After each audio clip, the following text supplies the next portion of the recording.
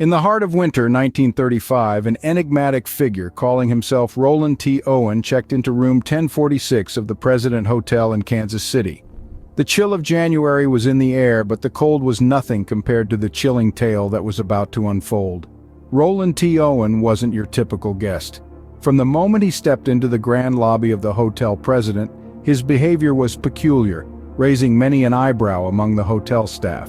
His request was specific, almost unnerving. He insisted on a room that overlooked the interior of the hotel, a request that was not common among guests. As if this wasn't strange enough, his demeanor was one of unease, a sense of worry or fear seeming to cling to him like a shadow. In the following days, the hotel staff found themselves increasingly intrigued and disconcerted by Owen's behavior. There were the mysterious phone calls, voices on the other end that no one else heard. The conversations were cryptic, with a man named Don frequently mentioned. And then there were the numerous instances of strange behavior, the erratic comings and goings at all hours, the unusual interactions with the hotel staff, and a sense of unease that seemed to fill the room when Owen was present. Yet amidst all these oddities, no one could have predicted what was to come. No one could have foreseen that the enigmatic guest in room 1046 was entangled in a web of circumstances that would lead to a grisly and enduring mystery. A mystery that would baffle investigators and enthrall the public for decades to come. Little did the hotel staff know that room 1046 would soon become the stage of a grisly and enduring mystery. 2 days later, the hotel staff discovered a horrifying scene in room 1046. The man registered as Roland T. Owen was found brutally beaten, showing signs of a struggle that had taken place. His face was marred with cuts and bruises, and his neck bore a deep gash, indicating an attempt on his life. The room was in disarray, clear evidence of the violent altercation that had occurred.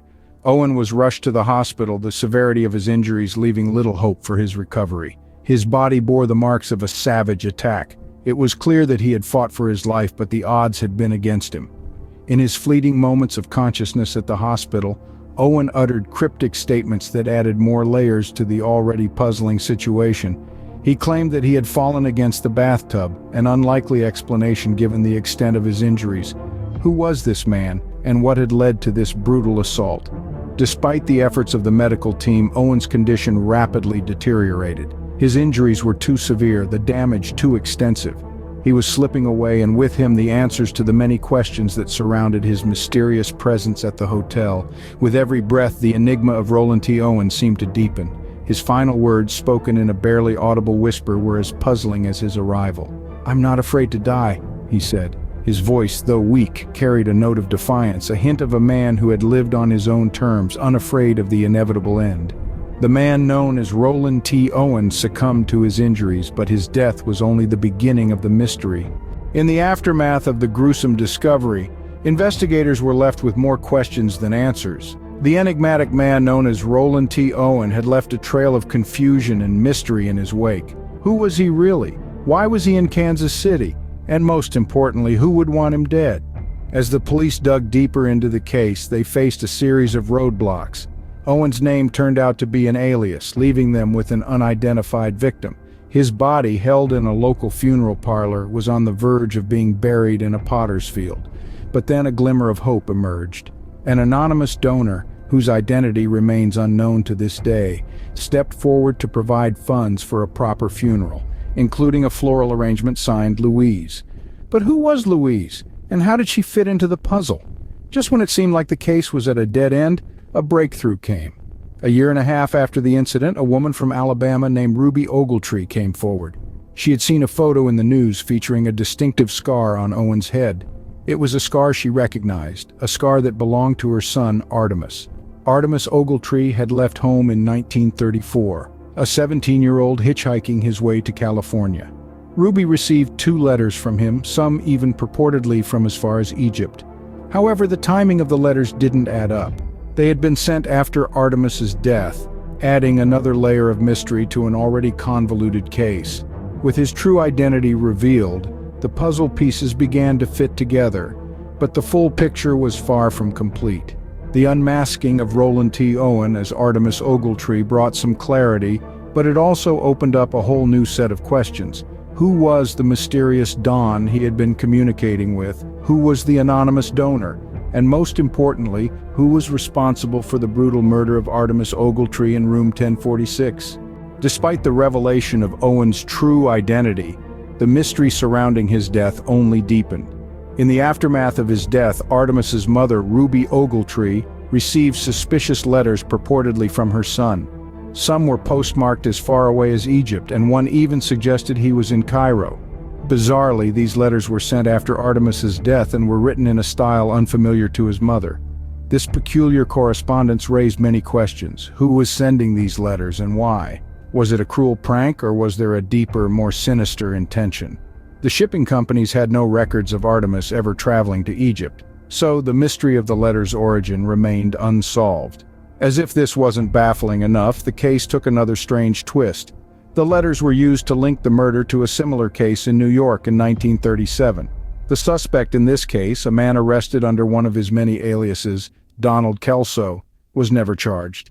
Yet the connection raised a chilling possibility. Could there have been a serial killer at large? Intrigued by these links and the unresolved nature of the case, the FBI stepped in. They pursued numerous leads, delved into the shadowy past of Donald Kelso, and even examined the strange letters received by Ruby Ogletree. Yet despite their best efforts, they were unable to unearth any new leads. The Kansas City police also continued their investigation. In the early 2000s, a historian at the Kansas City Public Library received a mysterious call relating to the case. The caller claimed to have found a box of newspaper clippings about the Ogletree case and a mysterious item mentioned in the stories while going through the belongings of a recently deceased person. However, they didn't reveal what that item was.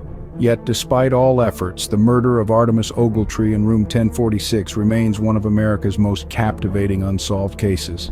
Decades later, the enigma of room 1046 continues to intrigue true crime enthusiasts around the world.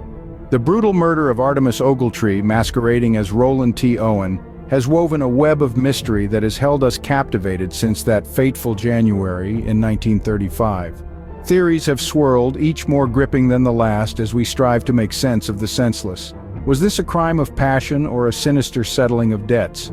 Who was the elusive Don that Owen communicated with during his stay? Some whisper of a gambling dispute gone awry, others of a love affair turned lethal. Yet despite the countless hours spent dissecting the case, the truth remains tantalizingly out of reach.